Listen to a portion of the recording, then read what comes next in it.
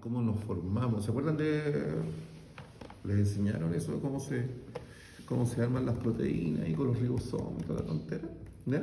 Y que se mueven los codones y todo. No voy a meter en eso porque no lo veo hace como 2 millones de años. ¿Ya? Y ya se me ha olvidado la gran mayoría. Pero tengo la idea general, obviamente, lo aprendí hace muchos años. Entonces la pregunta del millón es, ¿fabricamos anticuerpos iguales? No. ¿Parecidos? Sí. Y esa variabilidad genética es lo que nos hace especialmente resistentes. Explico. Cada 100 o 150 años se nos viene una pandemia así como esta que dejó la crema. ¿Se acuerdan el primer semestre que yo estaba chato con la máscara? ¿Ya? ¿Y ustedes también? Entonces la pregunta del millón, ¿y había pasado antes? Sí, a principios del siglo XX estuvo la gripe española. Mató cantidad enorme de gente en Europa. ¿Por qué no se disgregó por el planeta como hoy? Porque hace 120 años, ¿cuántos aviones habían? ¿La gente podía emigrar con la velocidad que emigra hoy? No. Entonces, pero donde estuvo, mató, ¿ya? Como loco. Pero si retrocedemos aún más en el tiempo y nos vamos a la peste negra, en el que asoló Europa, no soy profesor de historia, pero supongamos 1300, 1400, por ahí tiene que haber sido que la crema, ¿no es cierto? Y aparecen, no sé si han visto esas imágenes de la peste negra, los médicos con sus capuchas, con unas máscaras, parecía tucana ahí, y pasando con la lamparita y el carruaje, yendo a buscar los cadáveres de casa en casa para llevárselos al cementerio, le echaban cal y los quemaban. Entonces, siempre han existido de tarde en tarde estas pandemias. Pero fíjense que a pesar de todo, había gente que por afecto, esencialmente por afecto, nunca abandonó sus seres queridos que estaban graves. Y se morían los seres queridos, y algunos de ellos, muchos se contagiaron y también se murieron. Pero por cosa increíble, hubo gente que cuidaba a sus enfermos y nunca se enfermaron. Nunca. Poco menos que saltaban los bichos encima de su cara y nunca se enfermaron. ¿Cómo se llama eso? Inmunidad natural. Y esta inmunidad tiene que ver con las defensas que le son propias.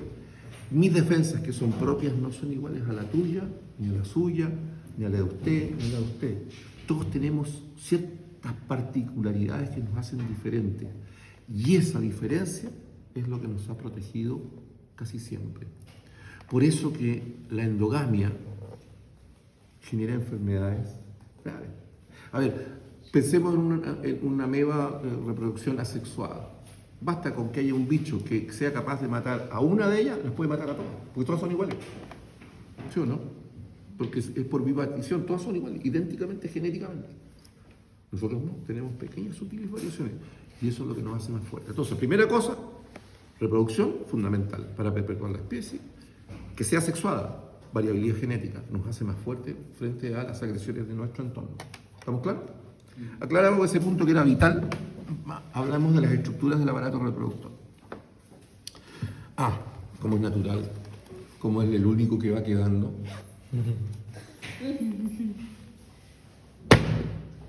¿Ya? Después que termine la unidad la voy a devolver porque si no desaparece. ¿Ya? Entonces, tenemos acá el aparato reproductor masculino. Vamos a buscar un aparato reproductor masculino. No. Aquí está. Aquí tenemos el aparato reproductor masculino. Se supone que este va por ahí. ¿Ya? ¿Y quiénes forman el aparato reproductor masculino? Los testículos, izquierdo y derecho, el epidídimo, ¿ya? El conducto deferente, que aquí no se ve, pero el puntero láser. Y el conducto deferente, que aquí sí lo vemos. Las vesículas seminales, que aquí también se ven. La próstata. No se ven acá los conductos eyaculadores, pero sabemos que están en el espesor de la próstata. Y evidentemente tenemos acá.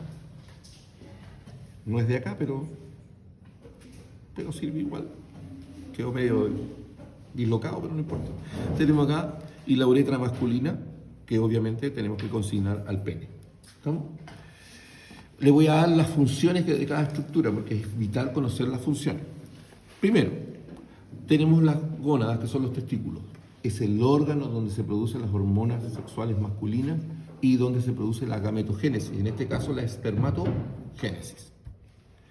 Después tenemos el epidídimo, que lo tenemos en otro, en la pareja de este, a ver. Acá está, el epidídimo, aquí lo tenemos, que es un punto donde se alojan los espermios en tránsito y donde se produce un proceso madurativo de los mismos. O sea, favorece la maduración de los espermios. Y después tenemos los conductos eyaculadores que llevan los espermios desde el conducto del epidídimo hasta el conducto de la vesícula seminal. Nuevamente acá tenemos la vesícula seminal, en donde los espermios también hacen un descanso y se embeben del líquido seminal, se nutren y también favorece la maduración de los espermios.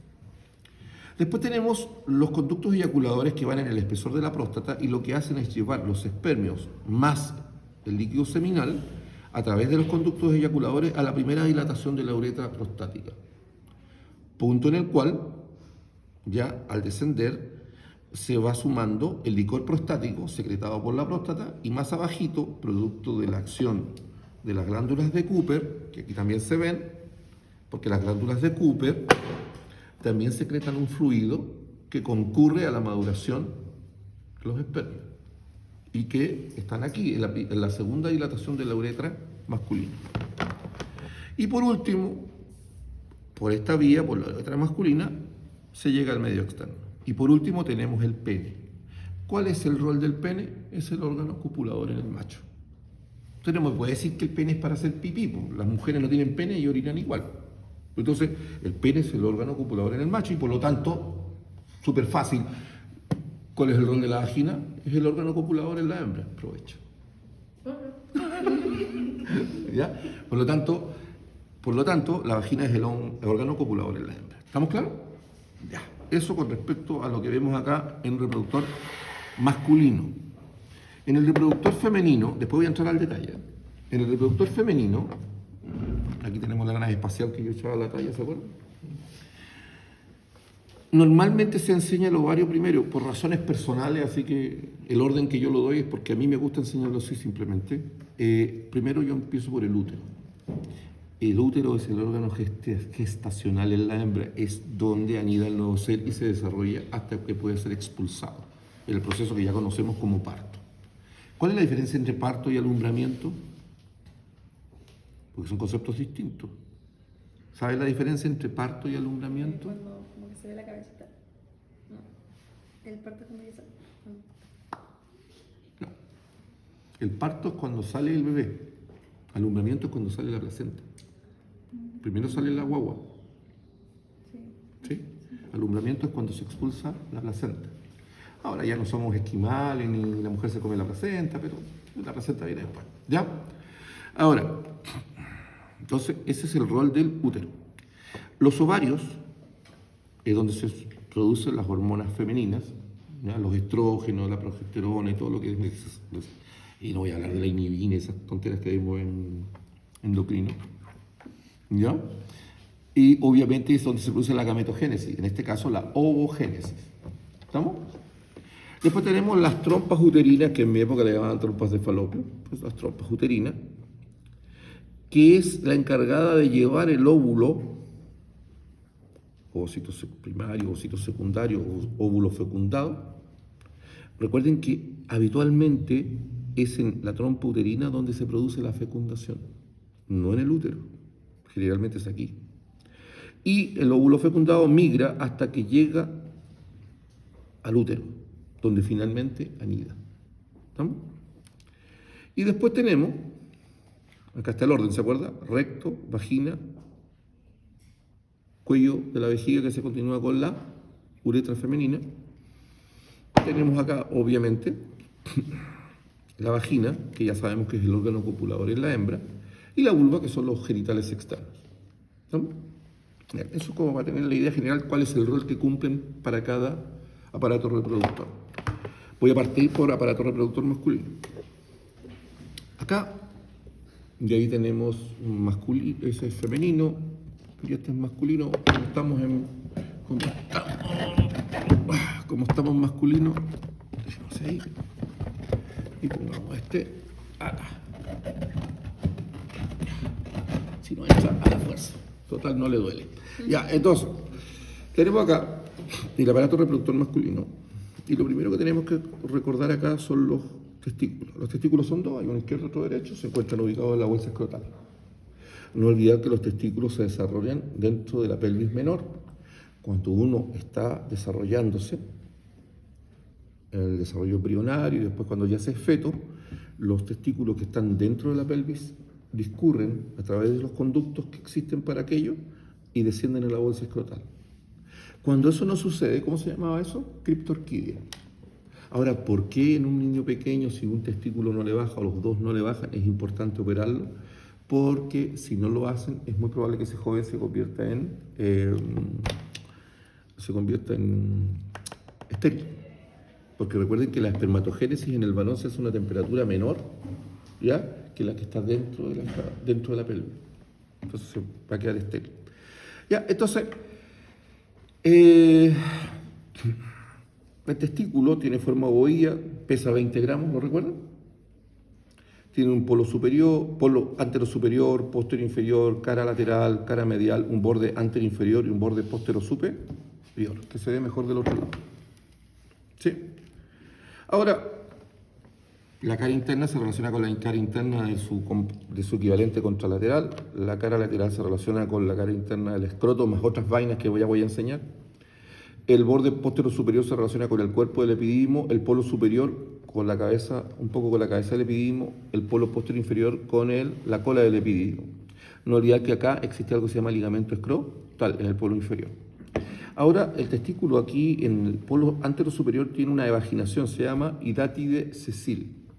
La cabeza del epidídimo también tiene una evaginación, ese tiene un nombre marciano, se llama hidátide pediculada, se llama. ¿Ya? Ahora, tiene vainas. ¿Qué vainas tiene? Tiene 7. De afuera hacia adentro del escroto, el dartos, después del dartos viene una túnica celulosa subcutánea, después viene una túnica fibrosa superficial, después viene el cremaster, ¿se acuerdan del músculo? El cremaster, después viene una túnica fibrosa profunda y después una túnica que se llama túnica vaginal, que sería esta blanquita que ven ahí. ¿Ya? La guía, aquí que me pase la guía.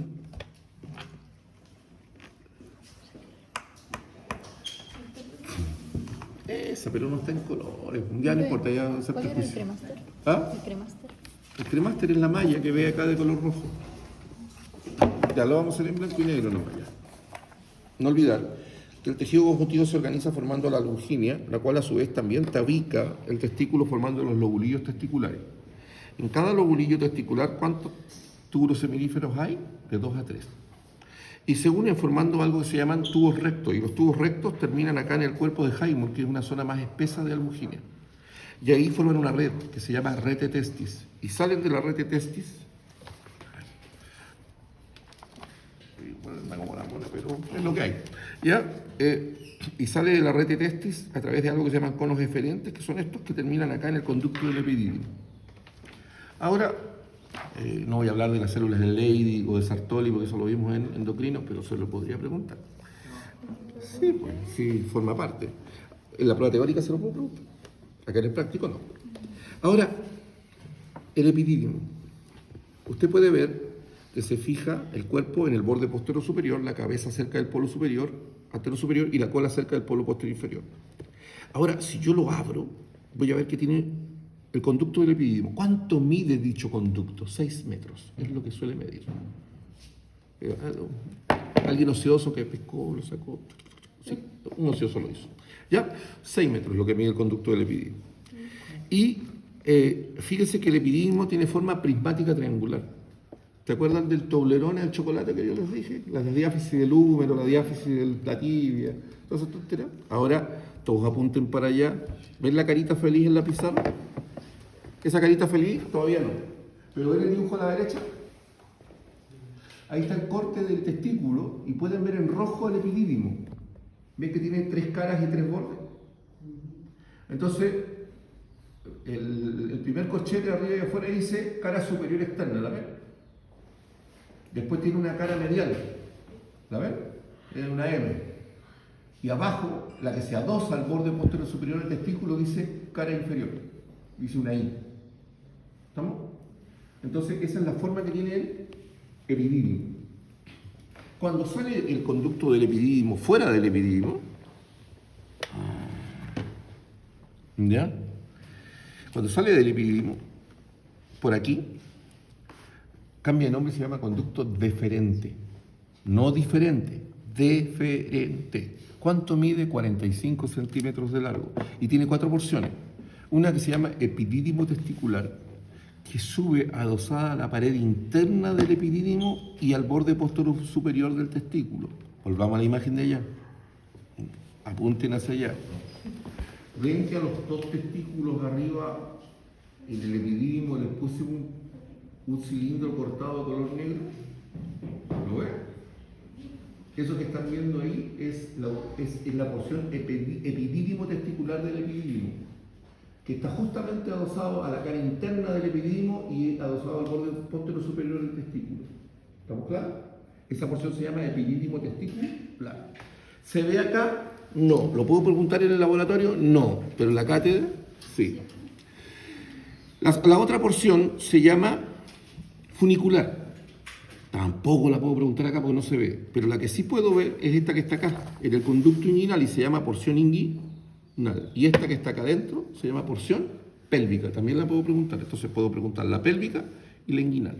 Si le pongo un alfiler acá, es conducto deferente, porción inguinal. Si la coloco acá, es conducto deferente, porción pélvica. ¿Estamos claros? Ahora, cuando llega acá, se une con el conducto ya de la vesícula seminal. La vesícula seminal, que la podemos ver de nuevo acá, tiene una forma que se llama oblonga. Ese es el nombre que se le da. Tiene una cara posterior que se relaciona en parte con cuando expliqué excretor hablé del fondo de saco de Douglas o vésico rectal que llega hasta por ahí, por lo tanto en parte con el fondo de saco de Douglas y también con el recto más atrás. Y la cara anterior se relaciona con la cara posterior inferior de la vejiga. Tiene un borde superior interno que se relaciona con el conducto deferente y tiene un borde inferior externo que se puede relacionar a veces con el uréter. Ahora, ¿cuánto mide? 5 centímetros de extremo a extremo, 2 de borde a borde y 1 de cara a cara. Centímetros, ¿se entiende? Si usted lo ve por dentro en un corte va a ver que es bastante irregular. Está llena de celdas o celdillas. No sé si lo pueden ver, celdas o celdillas. Y ya les dije cuál es el rol que cumplían. Después, ahí toman un descanso los espermios, se embeben en el líquido seminal y después fluyen por el conducto eyaculador que mide 2 centímetros y atraviesa la próstata. Tiene forma, dice, de cono aplastado en sentido anteroposterior. Tiene una altura de 3 centímetros, pero no dice nada al respecto con respecto al ancho o a la profundidad. Pero dice, después que dice que tiene forma de cono, después dice, no, si tiene una cara posterior, una cara anterior, una cara lateral izquierda, derecha. Entonces uno queda medio saltón, porque entonces sería piramidal de base cuadrangular, de base superior y de bordes obtusos, pero bueno. La cara posterior, ya sabemos, se relaciona con ¿qué? Con una aponeurosis que se llama prostatoperitoneal y que por su intermedio se relaciona con el recto. La cara anterior se relaciona con el cuerpo, acá, con el espacio de Retzius, que alguna vez lo comenté en excretor con respecto a la cara anterior inferior, pero también con este plexo. ¿Ven estos vasos que están cortados hoy? Se llama plexo venoso de Santorini. ¿Estamos? La cara lateral, ya sabemos con qué se relaciona, con este músculo. ¿Cómo se llama este músculo? ¿Cuál es? No. El elevador. El elevador del ano, claro. Músculo elevador, por eso ¿ya? Músculo elevador del ano. ¿Estamos? Es cierto que el cremaste también hace eso, pero lo hace con los testículos. No olvidar la diferencia entre reflejo cremasteriano y de aquel que no lo es. Recuerda que el reflejo cremasteriano es cuando uno le toca la pared. A ver, el típico caso de que uno quiere saltar la reja, cree que no le va a pasar y de repente cuando salta y se pega un toponcito acá, automáticamente el testículo de ese lado asciende. Se llama reflejo cremasteriano. No confundir con algo que es muy parecido, que es cuando uno se pega el piquero en la playa o en una piscina y el agua está helada y ahí no sube uno, suben los dos. ¿Y cuál es la tercera opción por la cual los testículos suben? Cuando uno eyacula, cuando el varón tiene el orgasmo y eyacula, los testículos también suben. Y una pregunta se hace, ¿y algún ocioso se dio el trabajo? Sí, algún ocioso se dio el trabajo, investigarlo, pagó a estudiantes universitarios, eso lo hicieron Master y Johnson, que son, yo no entiendo, Master y Johnson, son los sexólogos más importantes del siglo XX, estuvieron casados como 90 años, no, se murieron como 90, y creo que en los últimos 5 años antes de morirse se divorciaron. No puedo entender eso. ¿Por qué se divorcian a esa edad? A esa altura ya no vale la pena divorciarse. Bueno, cuestión de gusto, no hay nada escrito. Ya, entonces, es verdad, por eso lo cuento, porque me parece anecdótico. Ya, sigamos con esto. Por lo tanto, atiendo con el cremaster que sube. Ya, músculo elevador del ano. Aquí está. Y por debajo, por arriba, obviamente, se relaciona su base con la cara posterior inferior de la vejiga y un poquito con el cuello de la vejiga. La próstata tiene 4 lóbulos. A ver, pensemos en una manzana. ¿Vamos? O en una pera patas para arriba. ¿Se la imaginan? ¿Dónde está cómo se llama eso? Yo en botánica C0. Está el potito de la pera. No sé dónde está el punto centro. No donde está el escobajo, sino que del otro lado. ¿Ya? El punto centro es donde ingresa la uretra. Si yo corto la pera así, queda un lóbulo anterior. Y para atrás, la otra mitad la corto así. Entonces me quedan 2 lóbulos posterolaterales y uno posterior. ¿Me siguieron? Entonces tenemos un lóbulo anterior, 2 posterolaterales y uno posterior. Esos son los 4 lóbulos que tiene la próstata. Pregunta de prueba teórica, no de laboratorio, pero ya que estamos acá. Y aquí la próstata en su espesor tiene 3 conductos. Los conductos eyaculadores izquierdo y derecho, y ese que está en el fantasmita que le mostré en la cátedra, ¿se acuerdan? La cara posterior de la primera dilatación de la uretra prostática tiene esta suerte como de levantamiento fusiforme, que pareciera, si lo invertimos, la cara es un fantasma. Los 2 orificios que representan los ojos, pero invertidos se verían así, pero en este caso estarían realmente abajo, corresponden a la desembocadura de los conductos eyaculadores. Y el que sería la boquita sería la desembocadura del utrículo prostático. Acá, como este es un corte sagital medio, solo vemos el utrículo prostático. Eso que está ahí es el utrículo prostático. Utrículo prostático. En cualquier pieza de reproductor masculino que usted vea por aquí dando vuelta, vamos a encontrarnos con el utrículo prostático. Por lo tanto, es algo que habitualmente se puede preguntar en los laboratorios. Esa colita que se ve para atrás, el utrículo prostático, que después le digan, profe, no me lo mostré, no, si le mostré. Ahora, después, más abajo, ya sabemos que la uretra, vemos, porque ya hablé todo lo que tenía que hablar de la próstata. Hay una cosa que no está acá, pero que lo voy a explicar al tiro. ¿Se acuerdan de la vejiga que tenía fibras longitudinales externas en todas direcciones intermedias y circulares internas?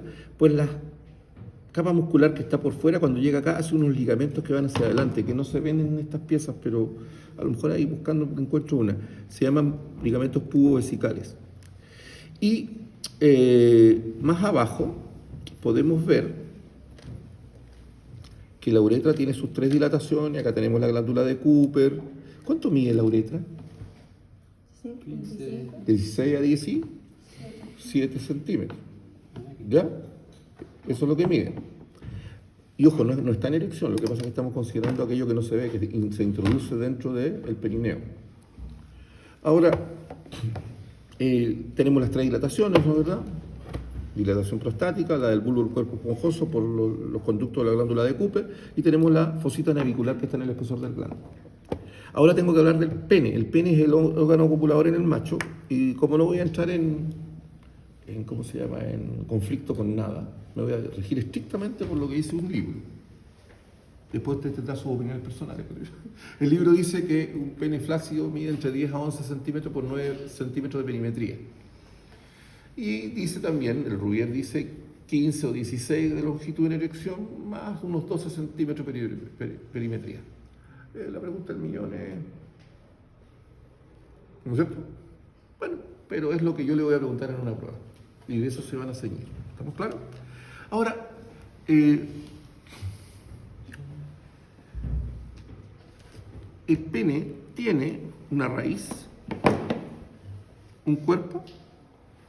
Este surco se llama surco válano-prepucial y aquí está el frenillo y el glande propiamente tal. Ahora, hay un ligamento también suspensorio, este que está acá es el ligamento suspensorio del pene. Ahora, la pregunta es, ¿y el pene tiene envoltura? Sí, son 4. La piel, obviamente por fuera, después viene el dartos penial, no confundirlo con el otro dartos que habla del escroto, que vería después del escroto. Este se llama dartos penial, después tiene una tela subcutánea, tiene tela celulosa subcutánea y después tenemos una que se llama túnica fibroelástica. Ahora la túnica fibroelástica hace un doble pliegue aquí y forma lo que se conoce por fuera como prepucio. El prepucio es una envoltura que envuelve todo el pene y algunos varones tienen mucho prepucio y otros poco prepucio. ¿Ya?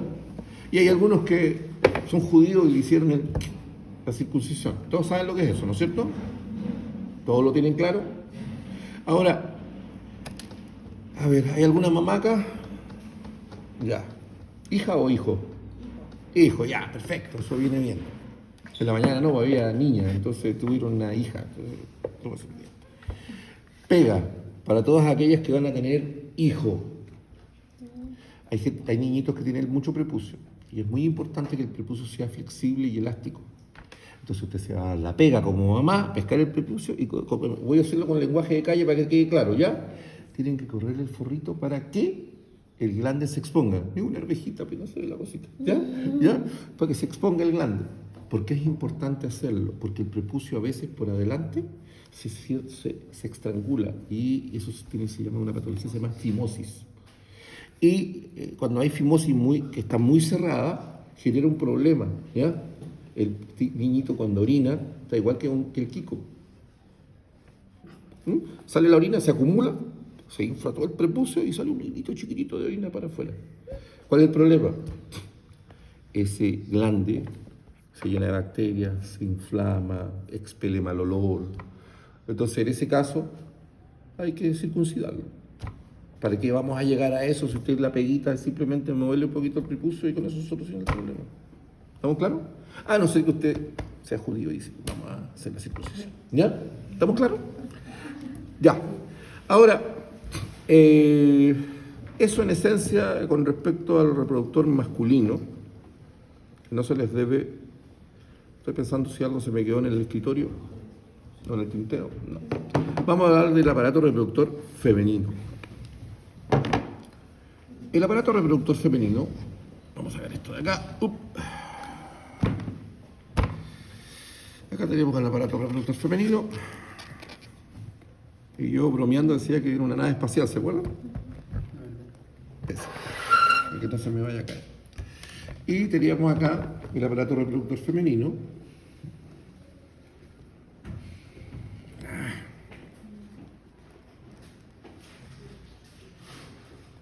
Aquí está. Entonces, yo parto por el útero. ¿Se acuerdan que les dije? Entonces, el útero tiene forma piriforme o de pera. Algunos dicen que cono aplastado en sentido anteroposterior.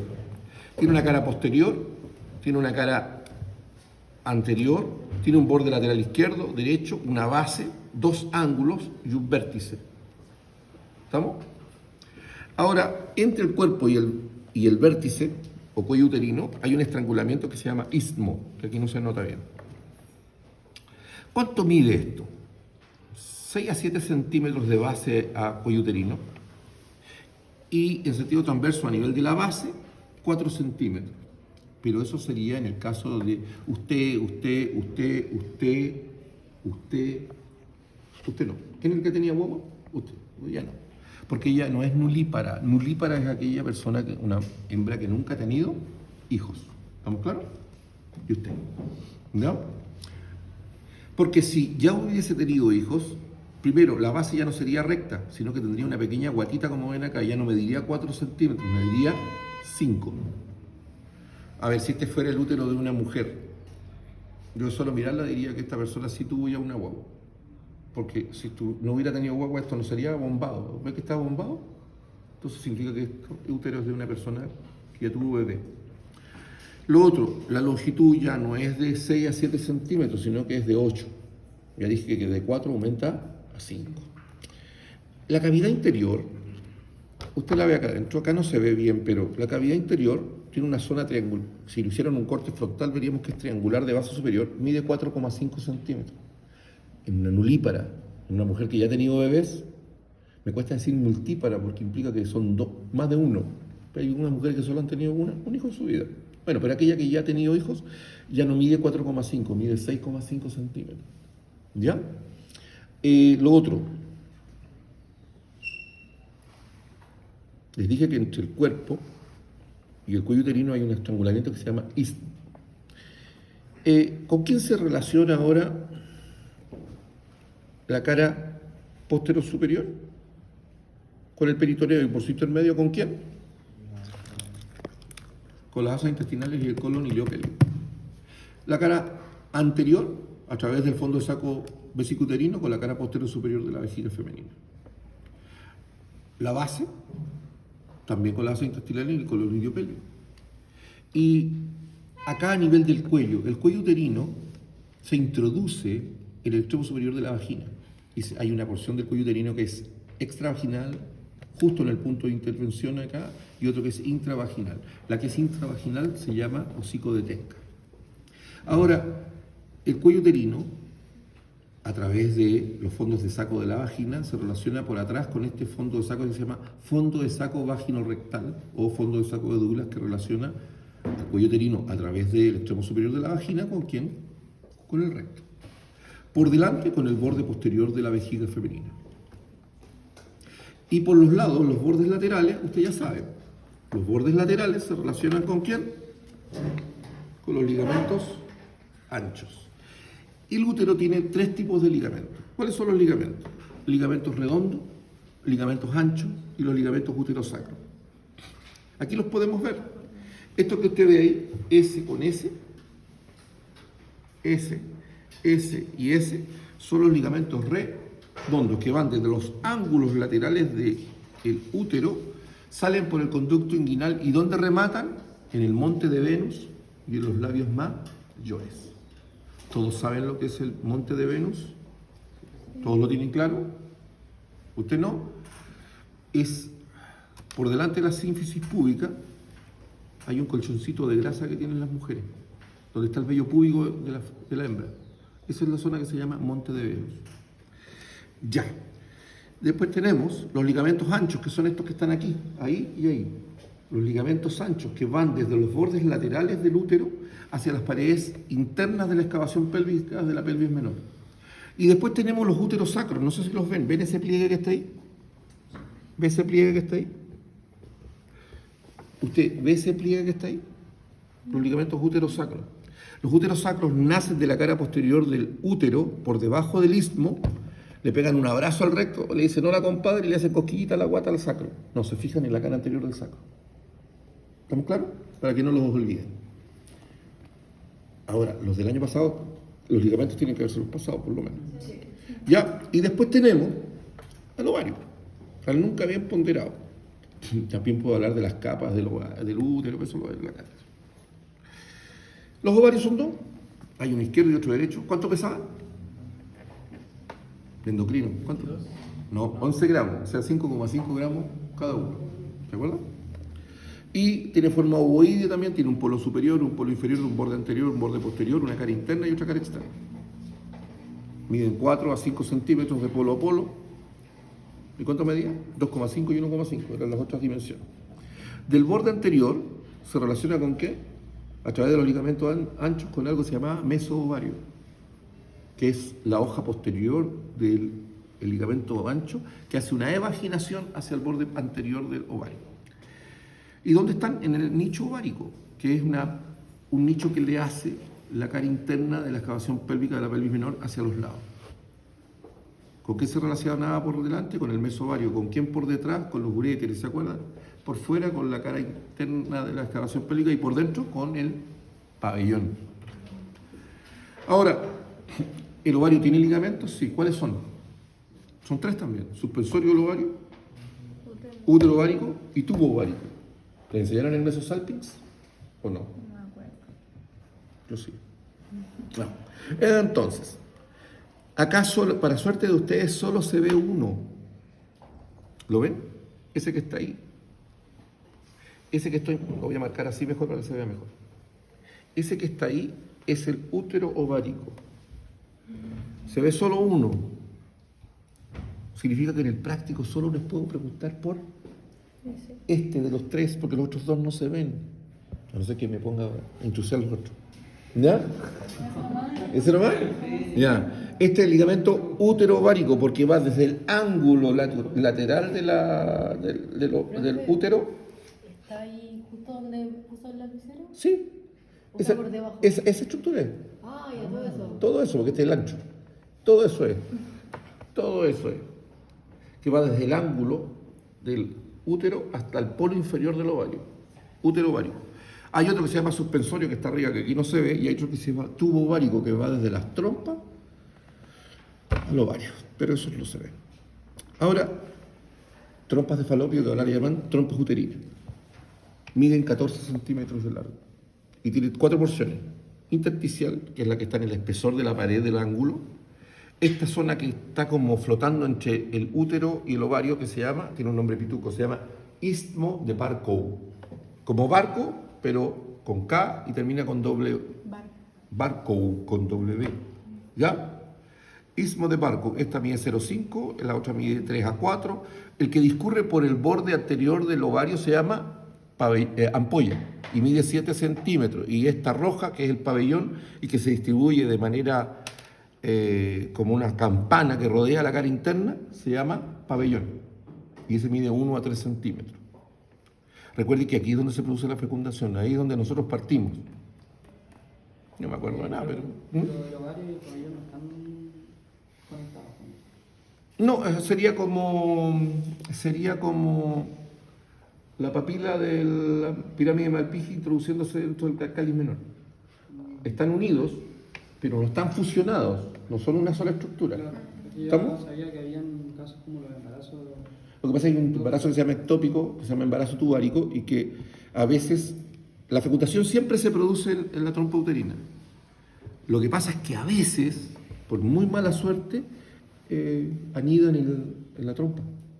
Y cuando anidan en la trompa, hay que hacer un aborto. Y ahí no hay opción, porque si lo dejamos ahí, termina matando a la madre y muriendo el feto o el embrión. Entonces no hay vuelta que hacerlo. Ese es un caso, yo no soy quien para andar justificando si usted es partidario del aborto o no. Aparte que yo pensaba de una manera a los 18 y ahora que soy viejo pienso otra, la gente cambia. Para bien o para mal, pero no cambia. ¿Ya? Y de hecho yo no pienso igual ahora que cuando era joven. Entonces, es eso. Bien, llegamos donde teníamos que llegar. Vagina. Es un conducto músculo membranoso y que es igual que el esófago. Ya sabemos que la vagina es el órgano copulador de la hembra y mide 7 a 8 centímetros cuando no está en aquello. ¿Por qué? Porque cuando la persona está copulando, el tamaño de la vagina se adecua al tamaño del pene de su pareja en ese momento, dentro de ciertos límites. Y no soy quien para meterme en esa área chica porque no me vaya a quemar. Ya, entonces, y está aplastado en sentido antero-posterior, significa que tiene una cara anterior, tiene una cara posterior, tiene un borde izquierdo, tiene un borde derecho. Así.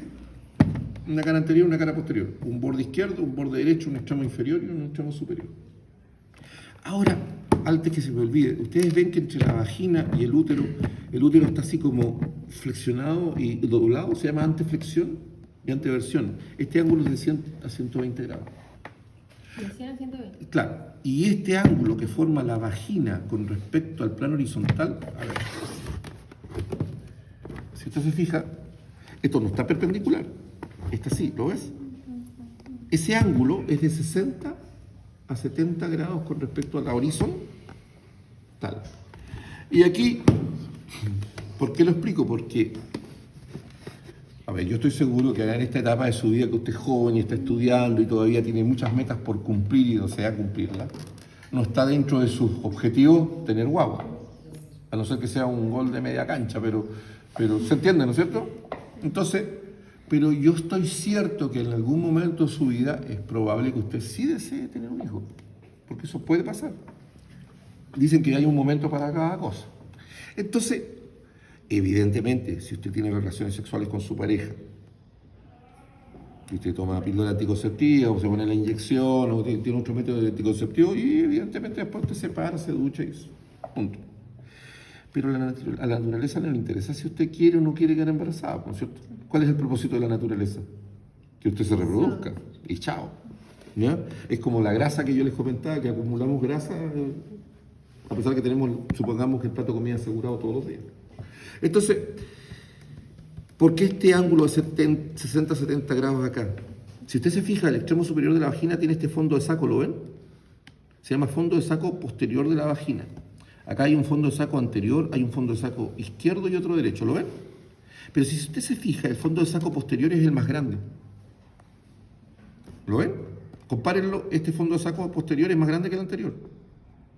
Y obviamente es más grande que los laterales. Y este ángulo de 70 grados, ¿por qué? Porque si usted está de cúbito supino recostada, a la naturaleza lo único que le interesa es que usted quede embarazada. Y por lo tanto, este ángulo de inclinación más el fondo de saco está diseñado ¿para qué? Para recepcionar el semen y para que no se chorree. Si usted se pone de pie, obvio que se va a chorrear, pero ¿se entiende cuál es la idea? El ángulo de inclinación está diseñado para que no se salga y el fondo de saco más grande que está posterior está para recepcionar al semen. ¿Estamos claros? Otra cosa que también tienen que tener clara, a pesar que se supone que ustedes son adultos, y esto no tiene que ver con anatomía, pero de todas maneras es una de higiene básica. Ese cuento, ¿conocen el término coitus interruptus? En buen chileno es el que se aguanta. ¿Sí? ¿Sirve eso? No. ¿Por qué? Porque cuando el hombre está excitado, antes de eyacular, va evacuando por el meato urinario líquido seminal, que viene de las glándulas de Cooper, viene de las vesículas seminales, viene del licor prostático, ¿se entiende? Y junto con eso, pasa un espermio camuflado que quiere que nadie lo vea. Y siempre puede pasar más de alguno. En una eyaculación normal, ¿cuánto estamos hablando? De 300 millones de espermios. Se pasarán unos 2.000, 3.000 espermios piolitas por ahí. Y necesitamos uno solo. No sé si me entienden. Entonces, confiar en eso, por favor, no sea tan cabros chicos, no confíen en aquello. ¿Ya? Y lo otro, típico comentario de adolescente, porque lo viste. Yo cuando trabajé de kinesiólogo, ¿cuántos años trabajé? Del 89 hasta el 2013, no sé cuántos años estuve en el Centro Clínico Militar. Yo hacía la parte ortopédica de los trastornos posturales. Eso es lo que atendía yo, músculo esquelético, porque ese es mi fuerte. Y también hice toda la parte respiratoria durante más de 20 años. Me tocó hacerle quina respiratoria a guaguitas de mamás de 13 años. Mamás de 13 años. Estamos hablando de que la dejaron embarazada probablemente a los 12. Obviamente, no dije pío, pero obviamente me formé mi opinión. O sea, es muy triste que una persona tenga una guaguita a los 13. Es una niña más, ¿sí o no? Entonces, ¿es necesario que el hombre eyacule acá adentro para dejar embarazada? No. Basta con que salpique con semen la zona externa, los genitales externos, y una niña puede quedar embarazada. Es cierto, es más pega para el espermio, pero puede encontrar un espermio trabajador y se la pega a su... ¿Se entiende? Por lo tanto, por favor, no. Si usted tiene dos caminos, abstinencia, que es más difícil, ¿ya? O simplemente usa métodos anticonceptivos. Y para ustedes que son varones chiquillos, no cometan el error del profesor López, que tiene 10 hijos. ¿Ya? Que no cometen el error del profesor López que tiene 10 hijos. ¿Ya? Pero, cuidado, y no broma, pero hay una diferencia. Yo todos mis hijos los tuve después que estaba titulado y trabajando. Es diferente. No era estudiar. Vamos, sigamos. Entonces, tenemos que hablar acá, ¿no es cierto? Que tiene una cara anterior, posterior, extremo superior e inferior, las bolsas de saco, posterior, anterior, izquierda y derecha. Ahora, miren, tenemos una capa muscular, tenemos una serosa, una capa muscular, una mucosa. Las mucosas forman pliegues. Estos pliegues son verticales.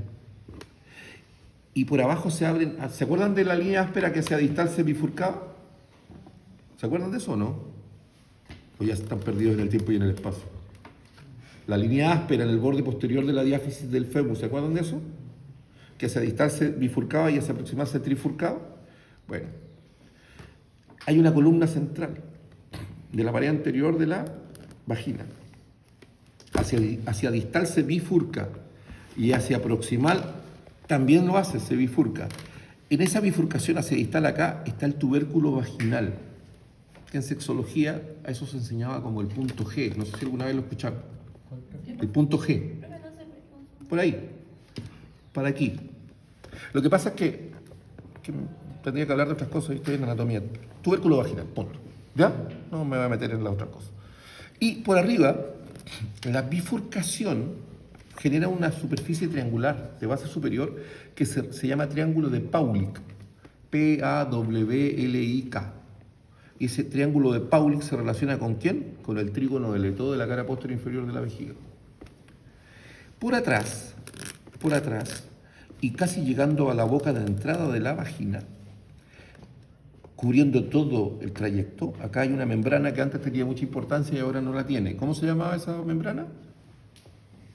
El himen. Recuerden que antiguamente hasta le hacían examen a las niñas para ver si era virgen o no, para ver si el tipo se casaba con ella o no. ¿Ya?